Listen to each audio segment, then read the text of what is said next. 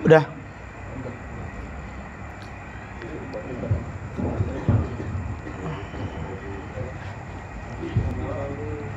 Bismillahirrahmanirrahim. Assalamualaikum warahmatullahi wabarakatuh.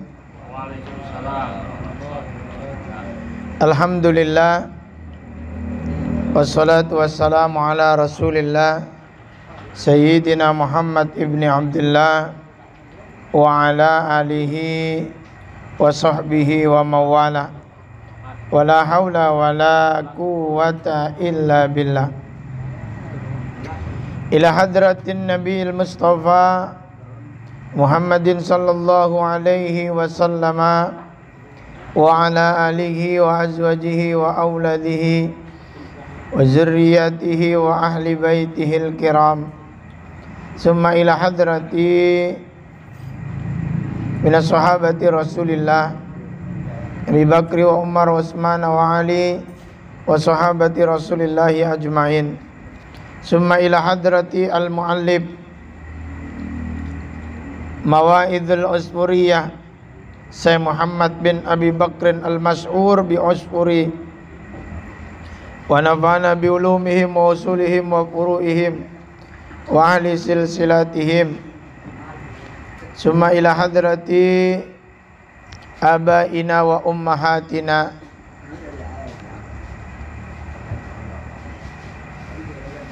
sayulillahi lahumul Fatihah. A'udzu billahi minasyaitonir rajim. Bismillahirrahmanirrahim. Alhamdulillahi rabbil alamin arrahmanir rahim maliki yaumiddin iyyaka na'budu wa iyyaka nasta'in ihdinas siratal mustaqim siratal ladzina an'amta 'alaihim ghairil maghdubi 'alaihim waladdallin. Kita bacakan Fatihah sekali lagi. Yang pertama untuk orang tua kami Ibunda Hajah Safina yang sedang sakit, Allah angkat penyakitnya, Allah berikan kesembuhan, Allah berikan kesabaran. Yang kedua untuk Bapak Haji Binget atau Cing Haji Binget yang sedang sakit, Allah angkat penyakitnya, Allah sehatkan seperti sedia kala, Allah berikan kesabaran. Al-Fatihah. A'udzu billahi minasyaitonir rajim. Bismillahirrahmanirrahim. Alhamdulillahirabbil alamin arrahmanir rahim maliki yaumiddin iyyaka na'budu wa iyyaka nasta'in ihdinas siratal mustaqim siratal ladzina an'amta 'alaihim ghairil maghdubi 'alaihim waladdallin. Sekali lagi kita bacakan Fatihah untuk bangsa Indonesia, bangsa yang kita cintai. Semoga Allah jaga, Allah curahkan rahmat, Allah senantiasa turunkan keberkahan buat kita, khusus untuk kampung yang kita cintai, kampung Jakarta. Semoga oleh Allah dijadikan kampung yang kita cintai ini kampung yang senantiasa turun keberkahan. Warganya Allah jadikan warga yang senantiasa istiqomah. Allah berikan kepada seluruh warga, khusus kampung kita yang kita cintai ini, Allah berikan kebaikan. Al-Fatihah. A'udzu billahi minasyaitonir rajim. Bismillahirrahmanirrahim. Alhamdulillahirabbil alamin arrahmanir rahim maliki yaumiddin iyyaka na'budu wa iyyaka nasta'in ihdinas siratal mustaqim siratal ladzina an'amta 'alaihim ghairil maghdubi 'alaihim waladdallin. Bismillahirrahmanirrahim. Kita lanjutkan pengajian minggu yang lalu. Sekarang masuk kepada hadis yang ke-16. Al-hadisus sadisu asara, hadis yang ke-16 An Ali bin Abi Thalib, dari sahabat Ali bin Abi Thalib karamallahu wajhah.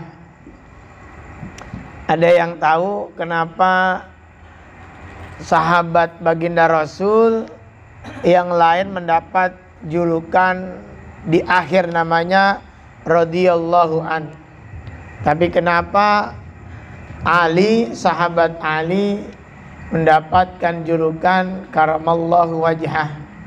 Ada yang tahu? Hah? Ada yang bilang nggak ngeliat kemaluan. Ada di sini yang nggak ngeliat kemaluannya? Hah? Karena pinter. Memang ada berbagai macam riwayat, namun yang paling afdal, kenapa Ali bin Abi Thalib atau sahabat Ali bin Abi Thalib mendapat julukan karamallahu wajhah, sementara sahabat lain mendapatkan julukan radhiyallahu an? Sebab sahabat Ali itu salah satu sahabat yang dari kecil tidak pernah menyembah berhala. Begitu. Sementara Umar dan sahabat yang lain sebelum datangnya agama Islam, mereka mengikuti agama-agama sebelumnya. Sementara sahabat Ali, orang yang pertama dari golongan anak kecil yang masuk Islam, beliau tidak pernah menyembah berhala. Maka beliau mendapatkan julukan karamallahu wajhah. Begitu ya. Ini tentunya sahabat yang memang lebih dulu masuk Islam. Ali bin Abi Thalib itu termasuk sepupu dari baginda Rasul. Baginda Rasul itu punya paman namanya Abu Thalib. Abu Thalib itu adalah paman yang mendidik baginda Rasul saat orang tuanya baginda Rasul nggak ada. Digantikan Rasul dididik oleh kakeknya. Kakeknya nggak ada, diserahkan sama ibunya nggak ada, diserahkan sama kakeknya nggak ada, diserahkan sama pamannya. Bahkan Abu Thalib beserta istrinya sangat mencintai Rasul, bahkan melebihi cinta kepada anaknya sendiri. Itulah kenapa kemudian Nabi Muhammad SAW ketika pamannya Abu Thalib meninggal, beliau termasuk yang sedih luar biasa. Berbarengan dengan istrinya meninggal, maka dikenal pada saat itu Amul Hazni. Apa itu? Tahun kesedihan. Karena pada saat itu yang melindungi baginda Rasul, yang membimbing baginda Rasul, yang kemudian menjaga baginda Rasul, pamannya Abu Thalib dan istrinya Khadijah al-Kubra meninggal dunia. Nah, itu. Nah, Ali bin Abi Thalib ini adalah anak dari pamannya Nabi, yakni Abu Thalib. Beliau mendapat julukan karamallahu wajhah. Apa sebab? Sebab baginda Rasul memberikan itu kepada Ali karena memang beliau belum pernah dari kecil menyembah berhala. Di samping itu memang Ali itu orang yang cerdas. Sangat cerdas. Sampai kemudian dijelaskan dalam satu syair, ana madinatul ilm wa ali babuha. Begitu dijelaskan tuh. Kata baginda Rasul, ana madinatul ilm, saya ini kotanya ilmu, kata baginda Rasul. Wa ali babuha, dan Ali adalah pintu daripada gerbangnya ilmu. Jadi kalau di rumah itu ada perpustakaan, untuk bisa membaca buku maka mesti lewat pintu perpustakaan. Nah, untuk bisa membuka gerbang ilmu baginda Rasul, maka Ali adalah gerbangnya. Itu menandakan bahwa sahabat Ali itu adalah sahabat yang luar biasa cerdasnya. Luar biasa cerdasnya. Begitu. Jadi memang ada juga yang mengatakan bahwa kenapa Ali mendapatkan julukan karamallahu wajhah, karena sahabat yang memang tidak melihat kemaluannya, begitu. Kalau sama kayak Paul nggak pernah lihat kemaluan ya. Begitu.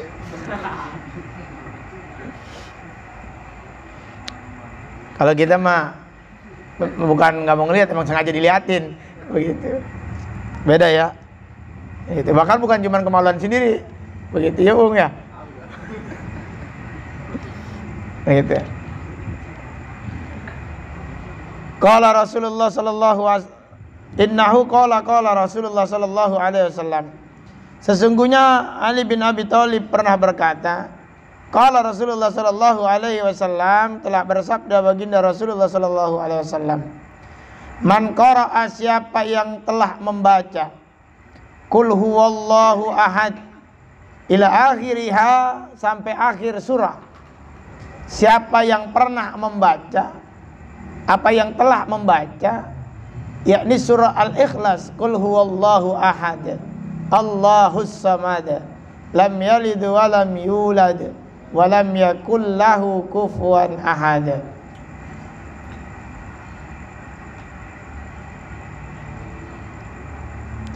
Ba'da salatil fajri, setelah salat subuh.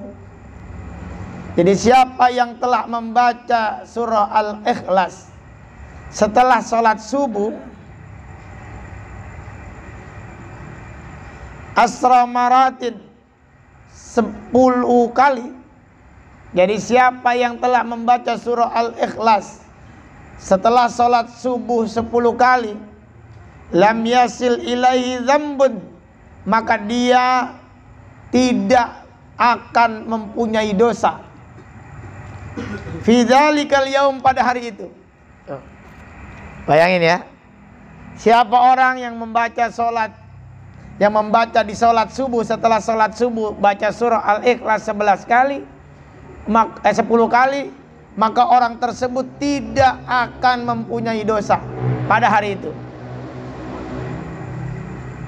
Yang jadi masalah ini sholat subuhnya. Terus kalau kita sholat Ustaz, ini berlaku nggak kalau kita sholat subuhnya jam 9?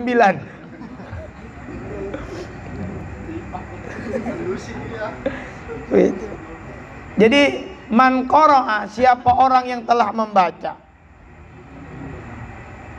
Qul huwallahu ahad surah Al-Ikhlas ila akhirnya, sampai terakhir, sampai walam yakul lahu kufuwan ahad, ba'da salatil fajri, setelah salat fajar atau salat subuh, asra maratin, 10 kali, lam yasil, tidak akan dia mendapatkan ilai, kepadanya orang yang membaca Al-Ikhlas itu, zambun, satu dosa, fi dzalikal yaum, pada hari itu. Ini kalimat selanjutnya lebih menarik lagi. Wa in ja'ala syaitanu, walaupun setan hari itu sungguh-sungguh ngegodain orang itu. Walaupun hari itu setan benar-benar dengan tenaga keras, benar-benar dengan kerja keras yang luar biasa buat ngegoda orang tersebut, dia nggak dapat dosa. Artinya nggak kegoda. Jadi siapa orang yang membaca surah Al-Ikhlas setelah sholat subuh 10 kali, maka dia hari itu tidak akan mendapatkan dosa, walaupun setan sungguh-sungguh ngegodain kita buat berbuat dosa. Nih amalin nih, amalin ya. Anak santri sholat subuh amalin. Begitu. Mbak, memang yang jadi masalah ini kan sholat subuhnya. Begitu. Model si Nando. Mana Nando? Mana Nando? Mana Nando? Sholat subuh dok. Sholat ya. Memang Mbak Maimun Zubair almarhum Allah yarham pernah bilang, lebih baik sholat subuhnya di akhir waktu, tapi habis sholat subuh nggak tidur lagi, dibanding sholat subuhnya awal waktu, habis sholat tidur lagi. Begitu. Maksudnya ini bukan kesiangan ya, akhir waktu. Jadi mendingan sholat subuh di akhir waktu. Kapan akhirnya waktu subuh? Pada saat matahari naik. Udah mulai naik tuh, jam 12 itu tengah-tengah. Pada saat matahari terbit, bukan pada saat matahari di tengah-tengah. Begitu. Itu mah akal-akalan tukang tidur. Begitu. Jadi pada saat matahari terbit habis waktu. Jadi kata Mbah Maimun Zubair, lebih baik sholat di akhir waktu tapi habis subuh kagak tidur lagi, daripada sholatnya 4:30 tapi habis itu tidur lagi. Memang pantangan kalau habis sholat subuh tidur. Usahakan betul biar ngantuk bener juga jangan tidur. Bagaimana Pak Ustadz biar ngantuk baca Quran? Makin tidur Pak Ustadz. Berat begitu ya. Kecuali memang dia pekerja memang yang kerjanya di malam hari, sementara dia pulang habis subuh, memang karena begadang begitu. Atau karena memang dia posisinya sedang dalam keadaan sakit, boleh. Kalau itu memang karena uzur gitu. Kalau lagi dalam keadaan biasa-biasa aja, usahakan bener jangan sampai tidur habis subuh. Kecuali memang badannya lagi meriang. Paham, Nando? Alpan? Oh iya. Jangan iyanya doang nih. Itu. Usahakan betul jangan. Kapan kagak boleh tidurnya? Habis sholat subuh, habis asar, sama habis maghrib. Kalau habis asar tidur bagaimana? Kalau dia tidurnya sebelum asar, bangun-bangun setelah asar, memang itu nggak jadi masalah. Yang nggak boleh itu habis asar dia tidur. Gitu. Paham? Kalau kita tidur nih dari malam, bangun subuh, terus kita mulai tidur lagi, itu seperti baru tidur, yang semalamnya nggak berlaku tuh. Yang malamnya nggak berlaku. Tapi ngantuk banget, ntar ngantuknya masih sebentar. Entar kalau ditahan terus, lama-lama hilang ngantuknya. Itu. Kapan boleh tidurnya? Siang. Mulai dari jam 11 sampai zuhur. Tidur siang itu 1 jam juga. Tapi kalau yang kerja jangan. Lagi depan mesin tidur. Sunnah ini. Habis tangan pada hilang. Begitu. Begitu. Itu kalimat kalau lagi dalam keadaan senggang. Ya. Santri nih dengerin, habis sholat subuh jangan tidur. Orang mau kayak belajar kayak Indra tuh, dia mah sebelum subuh juga belum tidur, habis subuh juga gak tidur. Mata pada merah main HP aja, Masya Allah. Kita doain mudah-mudahan Indra matanya sehat.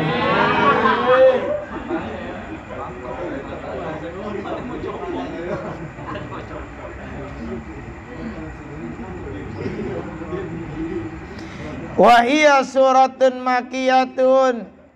Surah Al-Ikhlas itu adalah tergolong dari surah makiyah. Apa itu surah makiyah? Ada surah madaniyah, ada surah makiyah. Apa surah makiyah dan madaniyah? Makiyah apa Raja? Hah? Iya, jadi surah makiyah itu patokannya bukan Mekah. Patokannya adalah hijrah. Walaupun turunnya tidak di kota Mekah, tetapi peristiwa turunnya ayat itu sebelum peristiwa hijrah, maka dinamakan surah Makiyah. Sementara yang dimaksud dengan surah Madaniyah adalah surah yang diturunkan oleh Allah setelah peristiwa hijrah, walaupun turunnya di Mekah, tetap dikategorikan sebagai surah Madaniyah karena patokannya adalah hijrah. Jadi apa itu surah Makiyah? Surah yang diturunkan sebelum peristiwa hijrahnya Rasul. Sementara surah Madaniyah adalah surah yang diturunkan setelah apa? Setelah Nabi hijrah. Nah biasanya ada ciri-cirinya. Surah Makiyah itu adalah surah, contoh, dia kalimatnya bersifat umum. Karena Islam baru berkembang. Makanya di dalam Al-Quran ada kalimat ya ayyuhan nas. Itu ciri daripada surah Makiyah. Yang dipanggil adalah manusia secara umum. Ya ayyuhan nas ubudu rabbakumul ladzi khalaqakum walladzina min qablikum la'allakum. Karakter surah Makiyah adalah itu. Sementara surah Madaniyah lebih spesifik manggilnya. Ya ayyuhalladzina amanu. Jadi karakter surah Madaniyah biasanya pemanggilannya Itu sudah kepada orang-orang beriman. Ya ayyuhalladzina amanu idza qumtum ilas shalah dan seterusnya. Kalau yang Makkiyah ya ayyuhan nas, biasanya begitu. Dan surah-surah nanti ada banyak karakter-karakternya, tapi saya tidak akan perpanjang itu. Jadi intinya surah Makkiyah adalah surah yang diturunkan oleh Allah sebelum peristiwa hijrah. Jadi kalau Pak Ustadz tanya lagi harus sudah bisa jawab nih. Apa itu surah Makkiyah? Apa itu surah Madaniyah? Wahia arbaun ayatin. Surah Al-Ikhlas itu terdiri dari empat ayat. Pertama, Qul huwallahu ahad. 1. Allahus samad. 2. Lam yalid wa lam yulad wa lam yakul lahu kufuwan ahad. Benar enggak 4? Benar enggak? Coba diperiksa. Benar enggak 4 apa 3? Hah? Benar 4? Gitu ya.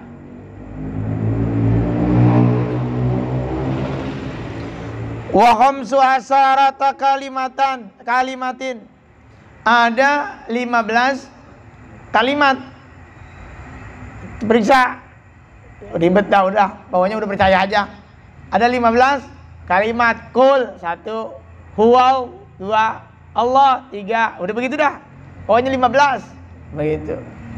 Ada berapa kalimat? Ada 15.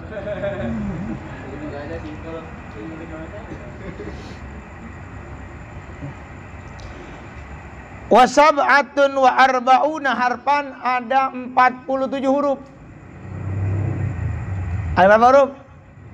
47 huruf. Udah gitu belum? Hah? Benar. Satu hurufnya bernilai 10.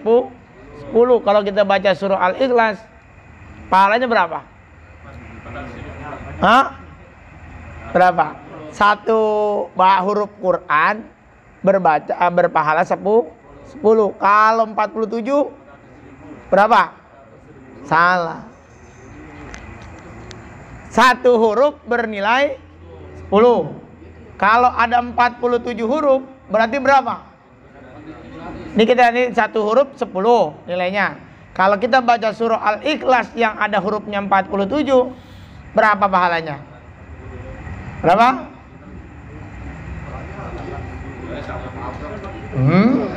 Itu orang malas ngitung. 400? Salah.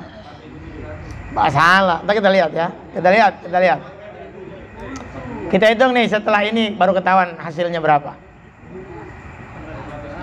Wa an Abi Ka'ab radhiyallahu taala anhu anin Nabi alaihi salam, dari sahabat Abi Ka'ab, Abi bin Ka'ab radhiyallahu taala anhu, anin Nabi alaihi salam, dari Nabi sallallahu alaihi wasallam, qala, Nabi sallallahu alaihi wasallam telah bersabda, man qara'a, siapa orang qara'a yang telah membaca surat Al-Ikhlas, surah Ikhlas atau surah Qul huwallahu ahad, marratan wahidatan, satu kali aja dia baca,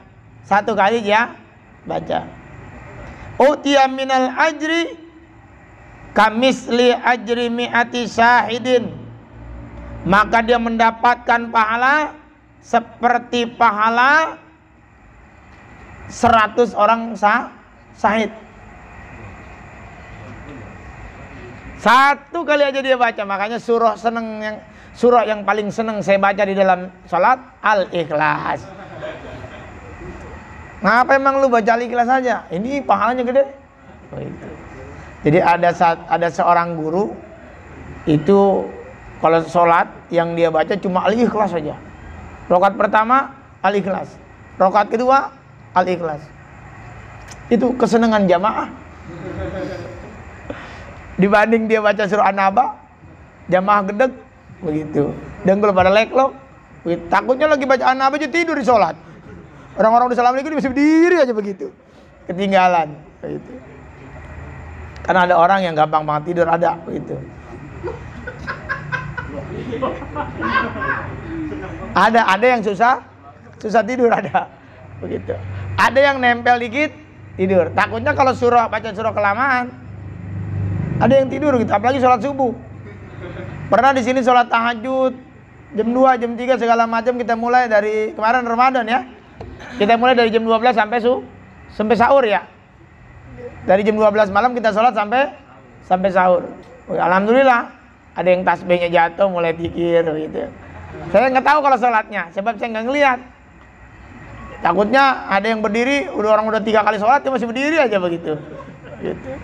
Ditanyain, dikagetin. Rupanya dilanjutin. Pas selesai salam dia bilang, "Aku baca surah Al-Baqarah, mohon maaf ya," begitu. Padahal habis tidur.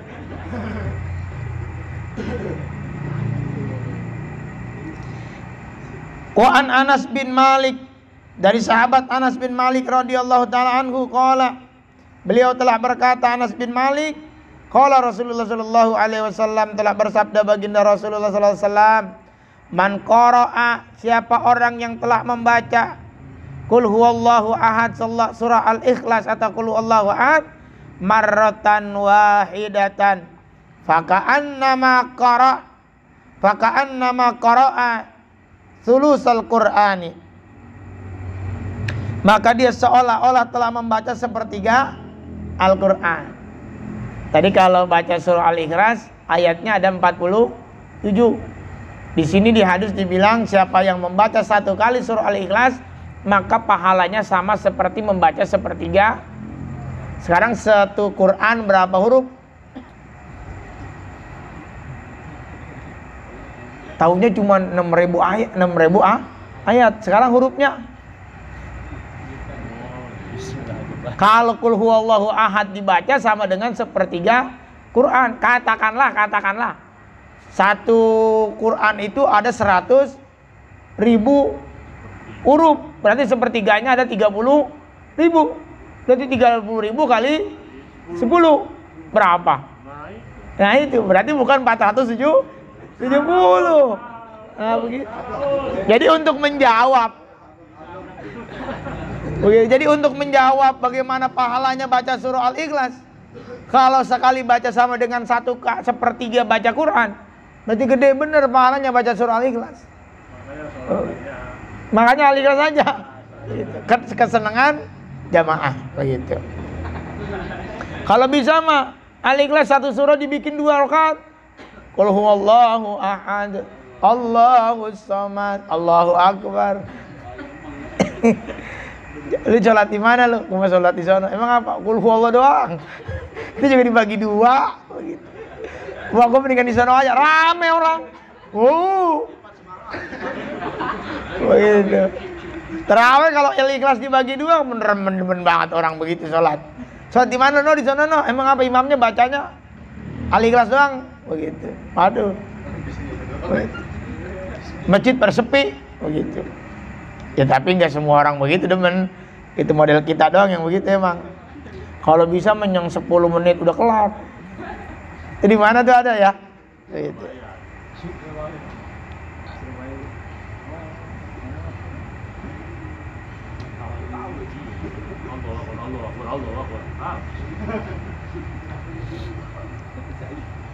Waman qara'aha marrataini, siapa yang telah membaca surah Al-Ikhlas 2 kali balik, faka'annama qara'a sulusal Qur'ani, maka dia seolah-olah membaca 2/3 Al-Quran.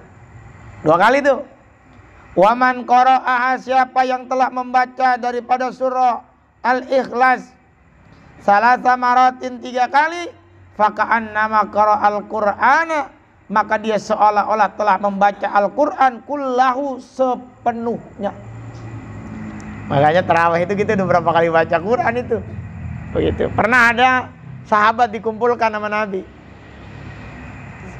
Siapa yang lebih dulu menghatamkan Quran. Bahwa sahabat kemudian pada membaca Quran. Tiba-tiba Ali bin Abi Thalib nggak lama kelar. Baru nggak ada 1-2 menit kelar. Sahabat geleng-geleng, wah Ali bacanya ngaco ini mah. Begitu. Tapi ketika selesai semua ditanya sama Nabi, kenapa Ali lebih dulu begitu? saya pernah mendengar engkau pernah mengatakan bahwa siapa yang membaca surah Al-Ikhlas 1 kali, maka seperti sepertiga Quran. Siapa yang membaca Al-Ikhlas 2 kali, maka dia seperti 2/3 Quran. Siapa yang membaca Al-Ikhlas 3 kali, maka dia seperti seolah-olah membaca Quran sepenuhnya, seluruhnya. Maka daripada saya baca semuanya, saya baca aja Al-Ikhlas 3 kali. Begitu. Pahalanya sama semuanya. Begitu. Nah itu kepintaran Imam Ali. Begitu. Tapi jangan macam-macam nih. Pantesan Nando kemarin ditanya udah hatam berapa kali. Dia bilang udah berapa kali Dok? Kemarin Dok? 5 kali. Nih, lebaran ini berapa kali lebaran ini? Lebaran ini 7 kali.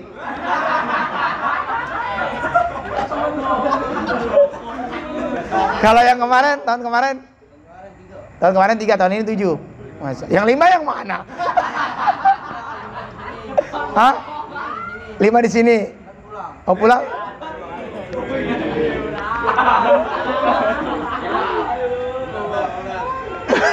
Catimu aja kalah Menando.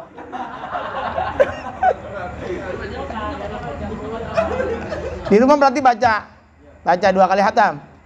Al-Ikhlas kali ya. Memang Nando tuh pinter seperti Imam Ali. Kita doain mudah-mudahan Nando seperti Imam Ali. Pinternya, gantengnya, begitu ya. Istiqomah beliau ini. Begitu.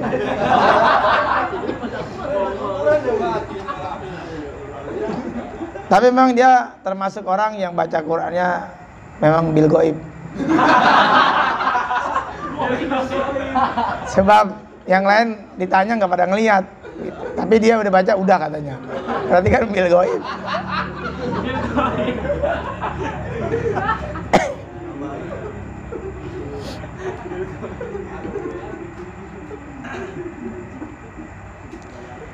Waman qara'aha ihda asarata, siapa yang membaca 11 kali, marratan 11 kali, banallahu ta'ala lahu baitan fil jannah min yakutatin hamra. Siapa orang yang membaca surah Al-Ikhlas 11 kali, maka Allah bangunkan satu istana dari yakut yang berwarna merah. Jadi dindingnya dari yakut yang berwarna, yakut itu kayak permata lah gitu. Apa sih batu yang paling keras itu disebutnya? Hah? Permata ya? Kristal ya? Model kristal gitu ya. Jadi dari yakut yang berwarna merah. 11 kali baca surah Al-Ikhlas.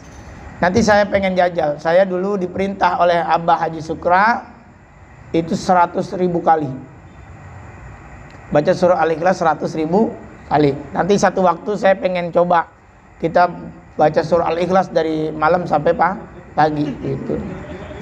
Terakhir bukannya keluar ikhlas.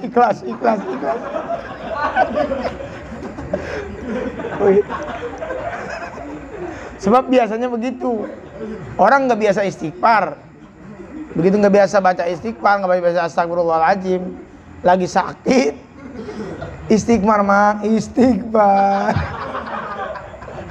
nyebut but maksudnya mah disuruh istighfar astagfirullah, tapi karena nggak biasa begitu kan, sesuatu itu karena biasa begitu. Kalau disuruh nyebut maksudnya disuruh nyebut Allah, alhamdulillah, suruh nyebut but emang bisa itu karena biasa. Jadi kalau kita biasa baca Quran, maka seolah-olah baca Quran itu tidak jadi beban. Kalau kita biasa ngaji, maka ngaji itu nggak jadi beban. Maka nikmat aja, sama seperti kamu hobi. Orang hobi main bola, panas juga dimainin, hujan juga dimain, nggak punya duit juga main, ngikut orang aja. Begitu. Giliran aus, ngeliat tengan gini yang minum. Begitu. Hobi, Allah hobi kan nikmat aja. Mau punya duit ya nggak punya duit, asal seneng hobi. Tapi kalau orang hobi ngaji, sampai di mana waya apa juga ngaji, karena hobinya ngaji. Gitu. Kalau hobi balap kayak Ibnu, nggak boleh ngelihat motor nyalip.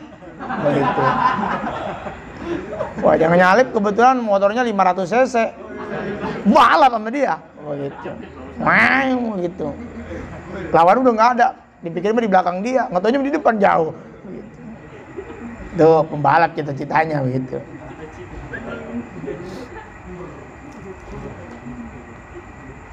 Jadi itu adalah keistimewaan fadilah daripada surah Al-Ikhlas. Ini diamali nih. Siapa yang baca 10 kali habis sholat subuh, maka dia tidak akan mendapatkan dosa pada hari itu. Apa sebab? Allah jaga. Dalam surah Al-Ikhlas itu memang keistimewaannya luar biasa, luar biasa. Bahkan saya punya guru itu tadi saya bilang di surah Al-Ikhlas itu memang ada malaikatnya yang jagain. Ada 3 malaikat.